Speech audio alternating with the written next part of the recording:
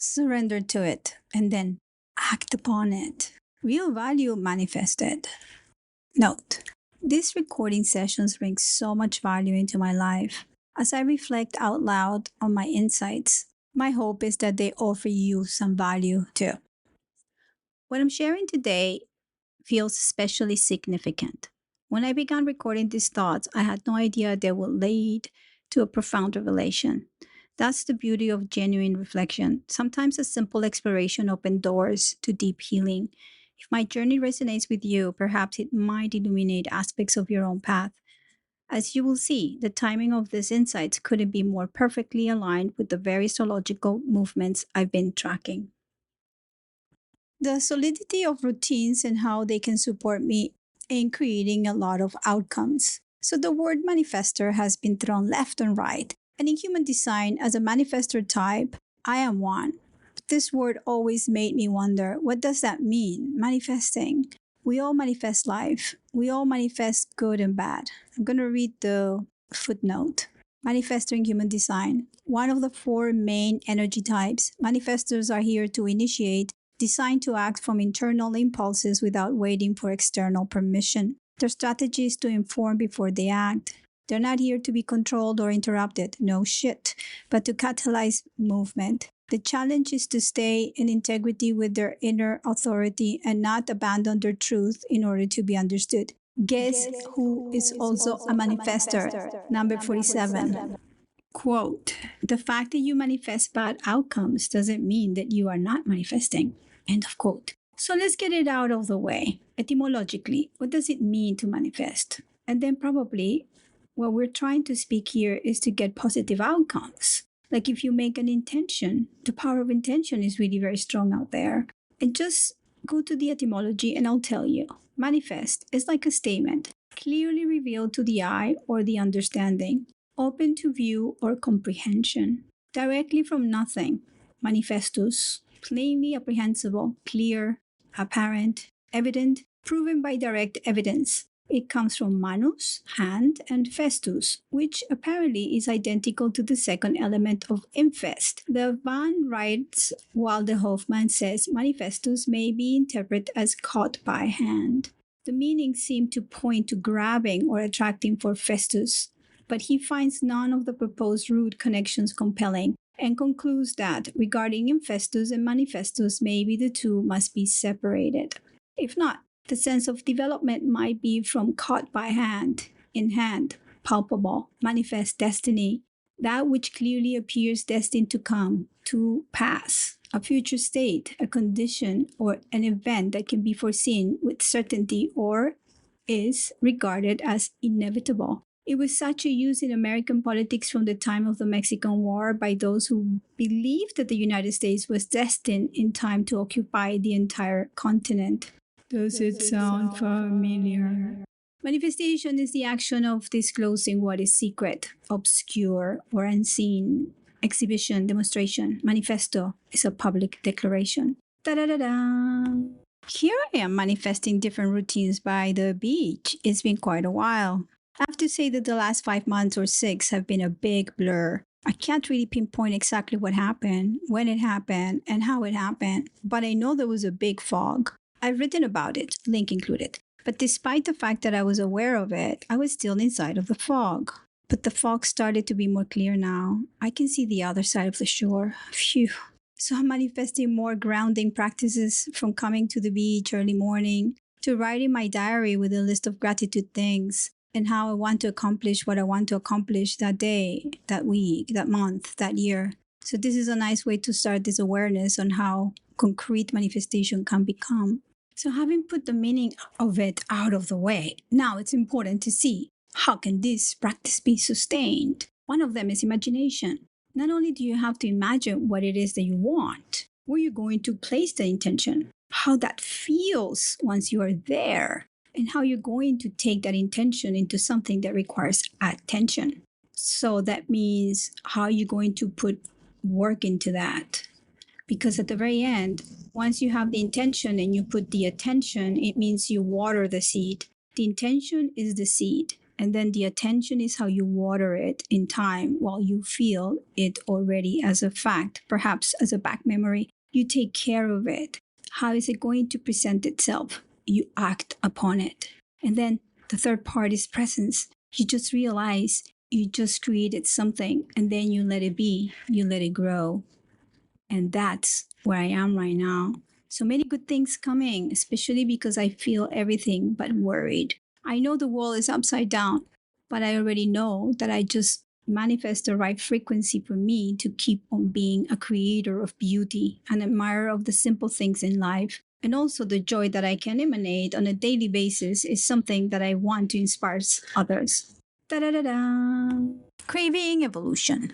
And this week, the Sun will conjunct Uranus for the last time at the end of Taurus. Last time it happened was 1941. World War II was full on. By the time you're reading this, the exact conjunction will have passed. But I'm looking at it like a closing arc of 7 years of disruption, awakening, and rearrangement. Uranus moved into Taurus in 2018. And ever since then, it's been shaking the earth of all of us, but in different ways depending on the chart. For me, it started in the third house. My voice, my thinking, the way I connect. It touched my Jupiter, my Sun, my Mercury, crossing into my fourth house, my roots. The structure of things started to shift beneath me. I lost my mom, and in that death, I touched something that never left. Love as eternal structure. Love as a field where all good emanates. Uranus liberated me from the need to seek authority in others, from trying to be understood, from waiting for permission, from projections and personas. Because what I found, what I'm still walking, is my own inner authentic self. Inner authority is not just an archetype. It is survival. It's coherence. It's how I know what's aligned and when I've stepped away from myself. So yes, I'm manifesting.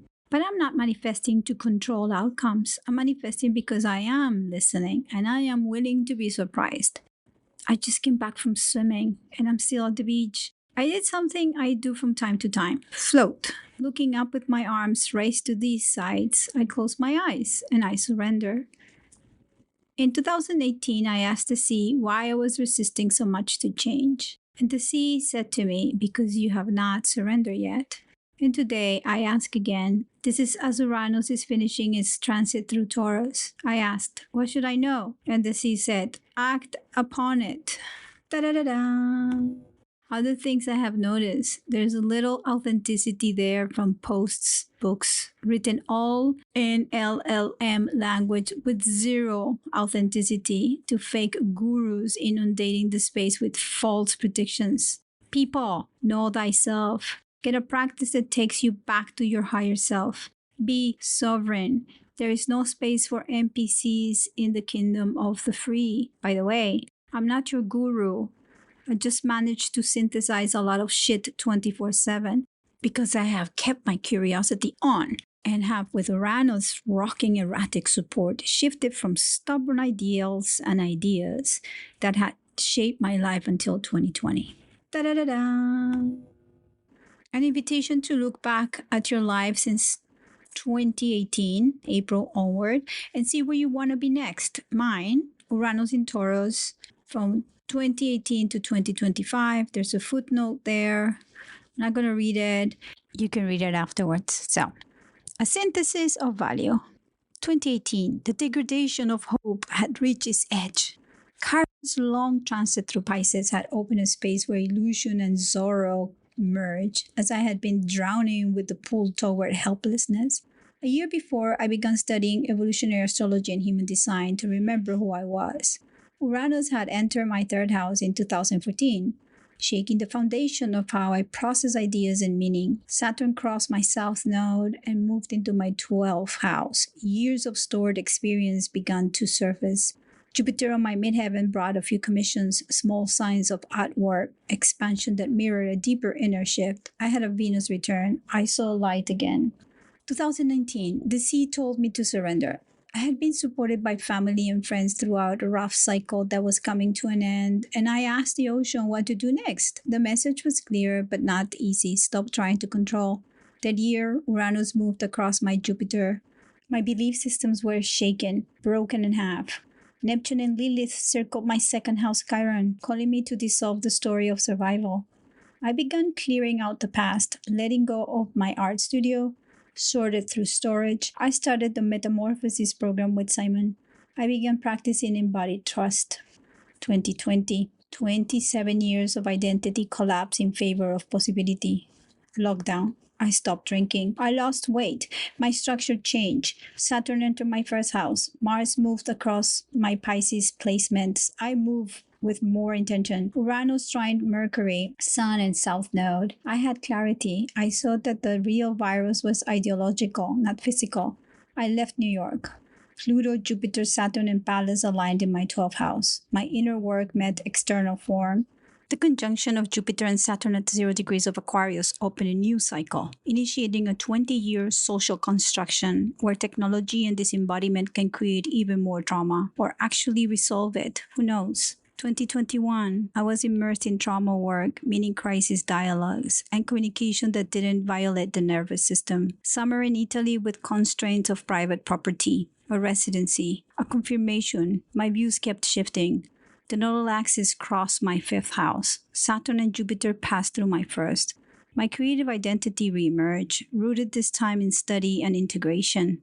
Uranus opposed my moon, confronted and opened old emotional loyalties and gave me new tools. Neptune touched my anti-vertex. Guidance showed up. I trusted. 2022. What is value and how can I be initiated in this revolution? Home became a question of feeling good in my skin with my new views. It was no longer a location, although living by the sea is very nourishing. Uranus entered my 4th house, opposing Neptune in my 10th house. The nodal axis in Taurus and Scorpio activated my sun and IC. I was rerouted from ground up. I had begun studying Bitcoin at the end of 2021. By spring, I was fully engaged. Chiron entered my 3rd house. I confronted how I'd been thinking. Jupiter, Neptune, and Venus aligned in my 2nd house. I began dissolving the idea of scarcity as lack and focus on the value of scarce time and assets. I no longer identify solely as an artist. I began naming myself as a polymath. Saturn conjuncted my natal Vesta. I gave devotion to something sustainable. 2023. Love is eternal. My mother passed. I traveled to see her more than once. The North Node moved across my Mercury, Sun, and Jupiter. I had my Jupiter return, my 2nd Saturn return completed. She had a stroke when the North Node conjoined her natal Uranus at 29 degrees of Aries. I was present. I listened. Her death brought so much clarity and grace. I entered a deeper form of gratitude. I volunteered at Bitcoin conferences. I met people who weren't trapped in artifice. The South Node moved through my 9th house. I stopped chasing fixed meaning, trying to identify with ideals. I chose to embody every experience as a moment-by-moment practice. 2024, I took responsibility as a beautiful structure. I published my book, Jupiter Conjoined Uranus. Bitcoin helped. I had already integrated the lessons. Saturn conjoined my natal Chiron. Transiting Chiron conjoined my Mars. I made contact with the part of me that once froze. This time, I moved through. I spoke up. I recorded. I taught. I clarified. I saw value through the lens of subjectivity. Mrs. Menger, Monica. I traced the root of value back to the need. And need, understood through evolutionary astrology, becomes a template for meaning through value. I honor my preferences. I affirmed property rights. I made decisions from my own authenticity. 2025. I speak without shame or blame. Uranus will conjoin the Sun this week for the last time in Taurus. This is why I'm writing and reflecting on this synthesis. Jupiter has hovered over my Venus twice. There's an invitation to share. Mars and Pluto have been opposing each other thrice across my 6th and 12th house. Jupiter was the midpoint. From that confrontation, wisdom emerged. The South Node now entered my 8th house, paying all kinds of debts as I am facing unresolved value. Exiting the systems that never recognize my sovereignty on my own terms is a desire to be fulfilled. Pluto approaches my ascendant more every time. Neptune is finishing its work in my 2nd house, dissolving false security. Saturn and Ceres prepare to enter Aries. I will express what I know. Venus now enters my 3rd house. My voice is not up for compromise. Quote, Trauma is an intense mental, emotional, physical, or spiritual disturbance resulting from stress or shock that can have a lasting psychological effect. Uranus operates as a subconscious detonator, shocking the psyche out of stagnation. These shocks often result in disassociation, identity fracturing, and forced individuation. Most people suppress the trauma. They resist the Uranian impulse because it destabilizes what Saturn has structured. But when Uranus breaks through, it cracks open the condition itself. The trauma then becomes the portal. Jeffrey Wolf Green, Trauma and the Outer Planets. Da-da-da-da! Stones are unprocessed material. Somatic events are symbolic timing. So around September last year, I had a session online with Tiziano Sguerzo, an Italian living in Australia, a systemic practitioner and family constellations expert dedicated to helping individuals unlock their full potential. The session was potent and very short, less than 30 minutes, and it happened on the day of my mom's first anniversary for her passing. I wanted to get in touch with my family and the lack of father figure, both in her life because he died when she was 12 and mine because mine died when I was 8. I don't remember exactly what Tiziano asked me to do, but I think it was more about meeting my grandfather. The ties around the idea of the father figure that has been missing in my life. These have really a lot to do with overall sense of value. We had the session. It was very brief and it was intense. Within a day of that, I started having a very intense pain, sharp pain on my lower back, exactly on my right side. And it was unbearable. I thought I was going to die. Within a couple of hours, I realized that probably this pain could have been related to it, like an aftermath. It was penetrating the cells of my body, or the pain was trying to come out. But it could also be kidney stones. In fact, they were kidney stones. And I had also been doing the full Lion's diet, carnivores extreme, only red meat, butter, salt, and water for a year. And I had eaten a lot of oxalates throughout the years, such as kale and spinach. So it was a normal thing to be dumping them. But boy, did it hurt. But what I want to say, and I do have some answers, is that there are no coincidence, because also in Chinese medicine, the kidneys have a lot to do with fear or freeze of movement. Like when you need to go deeper into a level and fear impedes you from going through it. I don't know what I moved internally, but something was moving in terms of trauma inside of my body that manifested as kidney stones. I managed to clean them and break them really fast through a protocol that I do with olive oil and lemon and water and some other natural ailments like chanca piedra. And now, 9 months, a whole gestation period since it happened, I'm starting to realize the intensity and the meaning of it. I am sure it is related. In Chinese medicine, the kidneys govern fear, willpower, and ancestral inheritance. The right kidney is often associated with the father line and masculine energy. I overpowered myself since I didn't have a father figure. My late mother lived under the same circumstances. Even both of my grandmothers raised children alone due to early widowhood. They represent the heart of fear, and fear was a driver for survival. Crystallized grief, unprocessed emotional residue, especially around control, authority, and survival. What did I do? I created a new circumstance of pain to relieve it and to break the line of burden. And here I was, opening up and surrendering to that way of living. During the session, I met my grandfather. I spoke to him under Tiziano's guidance. And because he was on the anniversary of my mother's passing, this was like a double ancestral gate. I managed to open a space for deep inner shift. I feel that family constellations often move trauma energetically, and the body responded immediately. As I've been navigating Uranus through my 4th house, which is about root, family, and ancestry, also home, I've been reclaiming my inner authority through Taurus, my sense of value, my stability, my survival, my self-reliance. In times of all pain, I always called in silence for someone to save me, Chiron in Pisces, until I understood that this is what disempowerment means. Codepending on others makes addictions thrive. This was part of the integration of my Chiron wound, the father wound that I've had. It's directly related to the archetype of authority and value, meaning I am becoming accountable. Saturn, I am accountable. The kidneys are filters. The stones are unprocessed material and stagnated crystallized conditioning and ancestral karma carried through the female line. I released a pattern that came from the masculine line that was held by my mom. She felt it. My maternal grandmother was a young widow. My father also grew up with a father who was a little bit distant.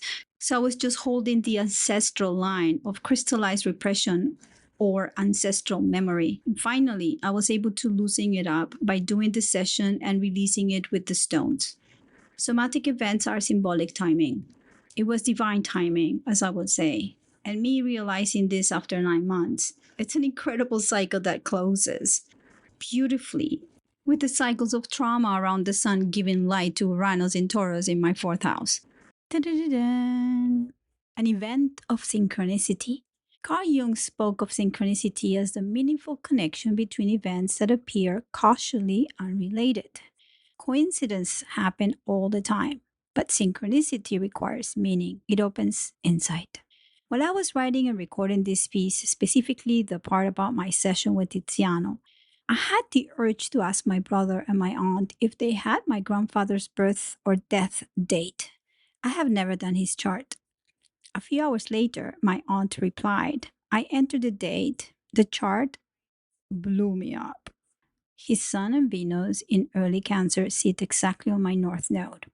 His Saturn is exactly on my Moon Neptune conjunction in Scorpio. His Neptune lands on my Venus in Gemini and squares my Chiron. His Mars in Aries conjuncts his Black Moon Lilith, and together they conjunct my Mars in the third house. His Moon, depending on time of birth, may also be on my South Node in Capricorn and my 11th house. And suddenly, everything made sense. Everything connected.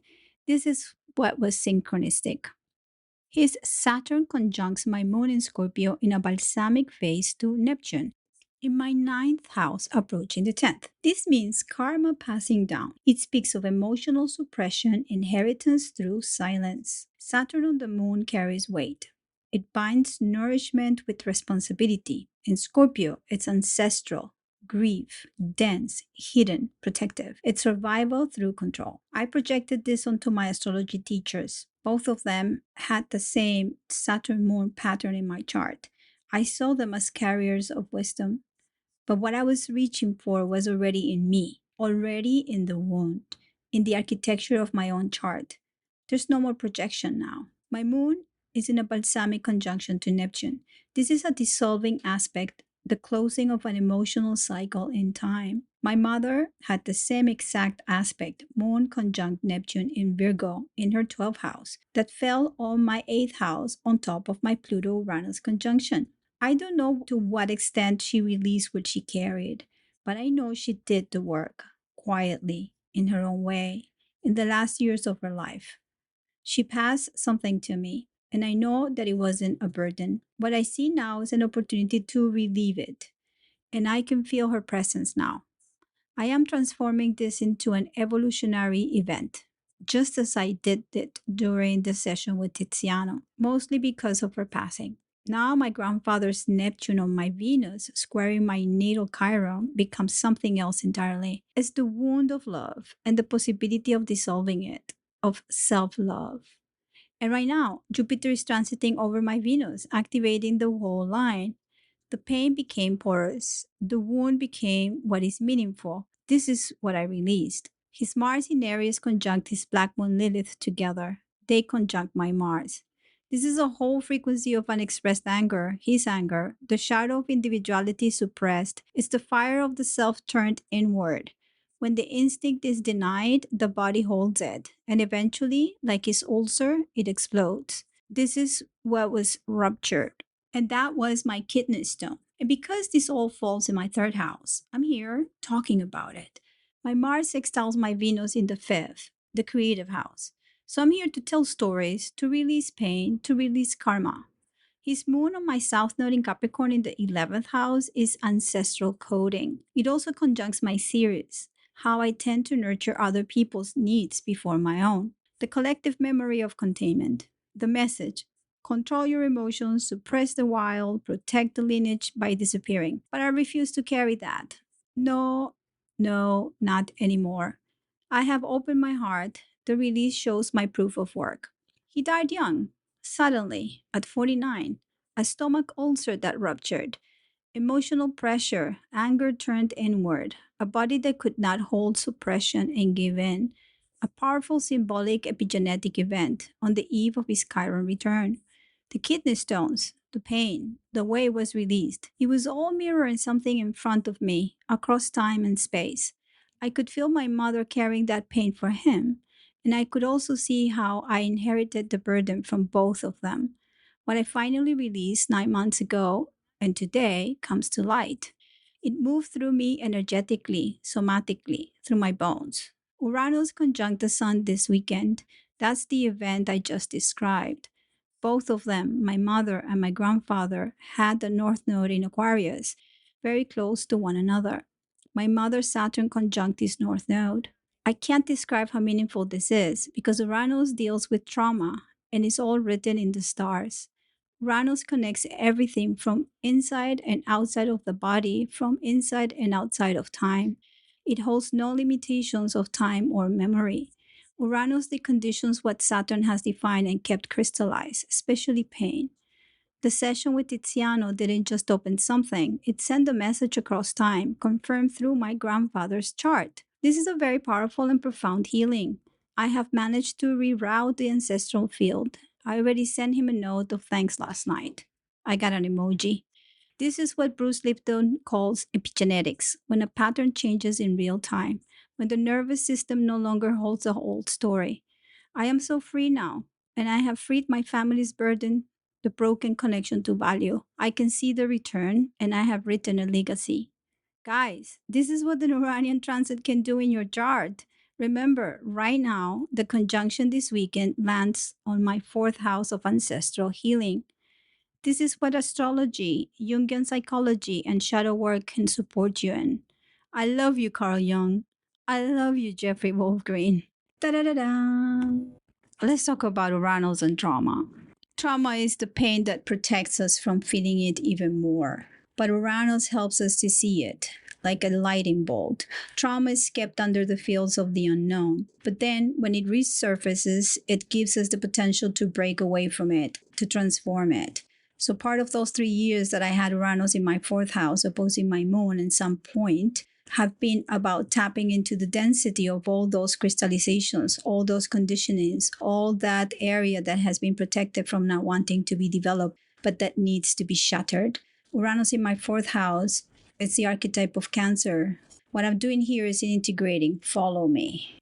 By the way, there's a whole article I could write about Gabor Mate, Peter Levin, Bessel van der Kolk, and Betsy Pulating, and how I tap into my trauma using their somatic approach. But today's article is a different lens.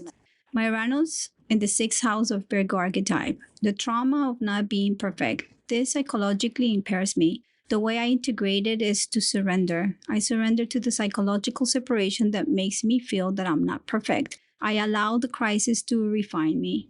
On my seventh house, balsamic relationship to eighth house Pluto, I always need to see the exit sign before the very first vision because I always have to have a way out of any relationship. The trauma is needing escape.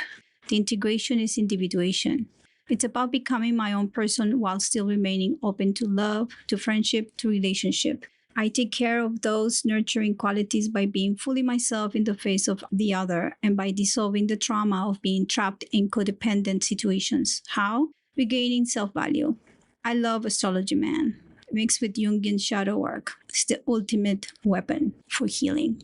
Transiting Uranus in the fourth house. Insecurity from unmet emotional needs. The absence of nurturance in formative bonds. The way I integrate this is by becoming accountable, by growing up.